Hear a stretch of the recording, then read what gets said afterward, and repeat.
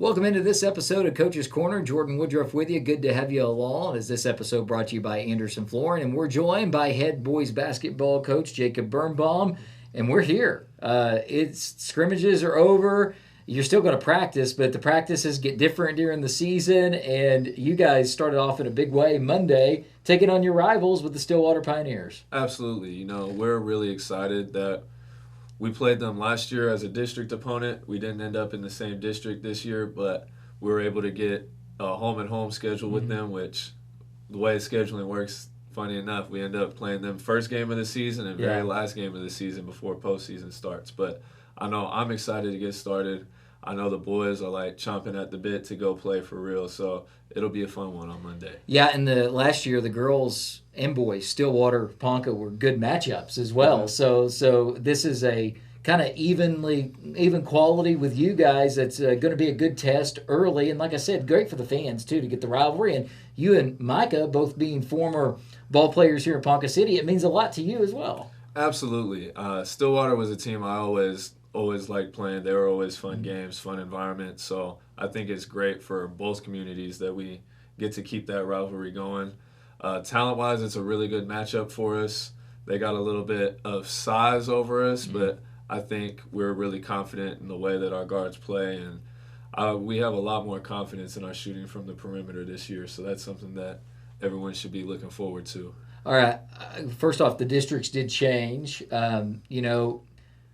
What's good for one may not necessarily be good for the next. Talking to Micah, she said she liked the district change for them, but as far as the men's side of things, what does it look like? I mean, it's tough once again. I mean, it's not like it hasn't been tough before, but what's the new district kind of look like, and how tough is it? I mean, when you're all of the 6A districts are going to have tough opponents. Like Right. It wouldn't matter if we're in 1, 2, 3, or 4. There's going to be tough nights for us no matter who. The difference with yours is you got Owasso and the best player in the state in a few years that you have to play twice, right? But that was the same last year. Yeah, and to me, Coach Montanani is doing a great job with those guys over there. He's got that program rolling, but they lost a lot from last year, and they're still really good. They still have Jalen. They still have Bowden Williams. That's another good guard that's committed to ORU. They have a lot of talent, but they don't. I feel like they don't have the same size as they do last year, and that's I think we struggle with more so than the talent.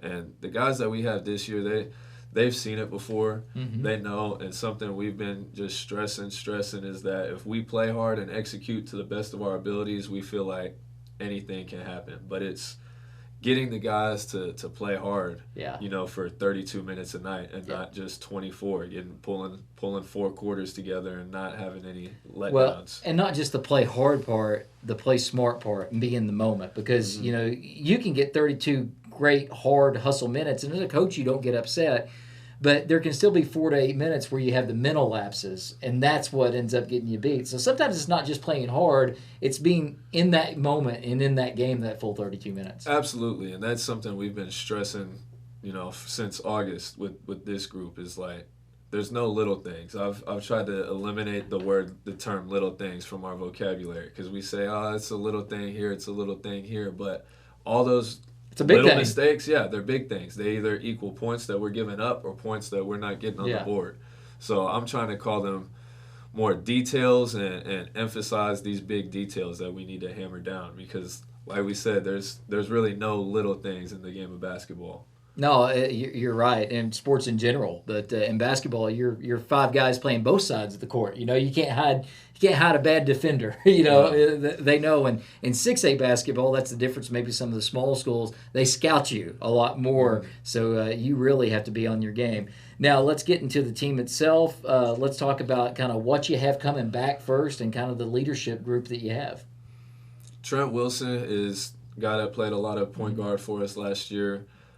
Towards the end of the year, Colton Strassner started coming on. He'll be a junior this year. Trent will be a senior. But they're kind of like a two-headed monster, helping us bring the ball up the floor. Both can shoot the ball pretty well, so they can kind of flip-flop who plays on the ball, who plays off the ball. Donovan Harjo is a senior. We're actually he got a little banged up in that last game of football season, so we probably won't have him for a few more weeks. Well, and by the way, just to shout out, Donovan switched his position to defensive end in football about halfway through the year and became a beast. And everybody's saying, man, it'd been nice to, do that. But basketball is his favorite sport. He loves the game of basketball. And I know he's itching to get out there. So it'll be a little bit, like you said, he got banged up, because you can go and play in football, but man, when you start trying to make cuts with a lower injury in basketball, it just doesn't work. Yeah, and so, we want to make sure that he has the time to heal. And it's a little bit frustrating, I know, for us as coaches and for him as a player, because we felt like he was really starting to come into his own last season, and then he got an ankle injury that sat him out for a few weeks. So we're excited to get him back. I know he was excited to come back and play, and now he's going to have to sit out a little bit more. But,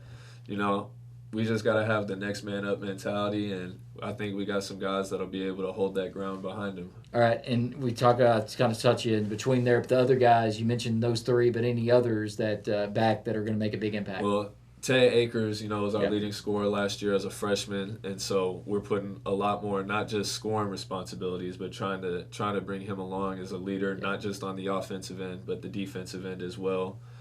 Evan Costello is a senior that didn't play a whole lot last year, but he's been just absolutely working his tail off and doing what he can to. Had some great moments last year too. Yeah. So he's a guy we're looking to really step up into a bigger role this year, and we have a foreign exchange student, Leon Wolf, that has been playing really well in this preseason. He had a really good scrimmage yesterday against Perry, and really good shooter from the perimeter.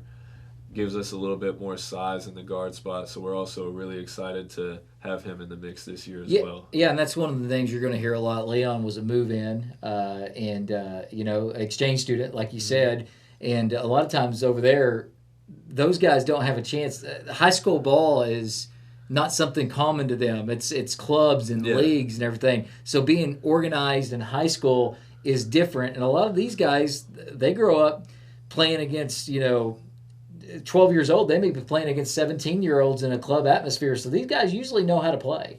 Yeah, and that's he kind of plugged into what we were doing already, and was able to, like you said, just with his basketball IQ, figure a lot of stuff out early on. And first time we had him in the gym, he's like, "Man, is this the 3-point line? This is shorter than what we use in Europe."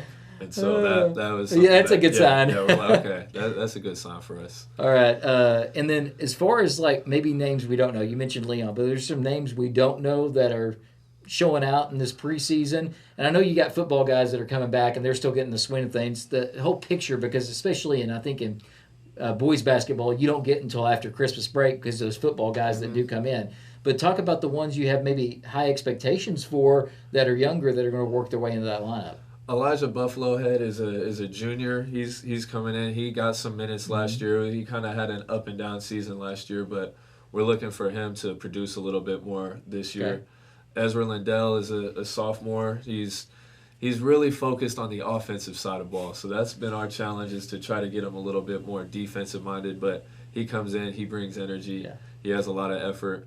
Peyton Wade is another sophomore that we're really looking to step up and help fill shoes in that forward spot, especially with Donovan being out at the beginning of the year.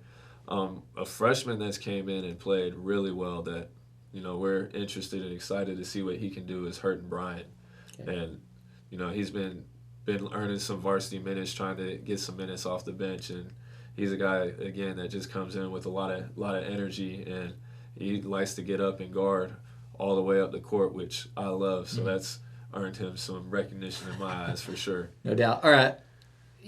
You're not going to know fully because the season kind of, you got an idea, but at the same time, how things play out, roles change, circumstances change. But as you go into the first game coming up on Monday, which will be a 1 o'clock tip for the girls in Stillwater varsity, they'll have some JV before, and the boys will follow. So adjust your schedule for that, since both schools are out for Thanksgiving, going to play early. Let everybody kind of get on their way for Thanksgiving. But with that said, back to the point, what do you feel like going in are some of the strengths, and what are the things you feel like you need to work on? Perimeter defense, I feel like, is either a strength or a weakness for us. There's no in between. It's either we're full throttle, we're out there putting pressure on the ball, trying to turn guys over, or we just don't have a lot of conviction on that end, and we're leaking. So it's keeping them locked in. Yeah, so that's the biggest challenge with this group this year.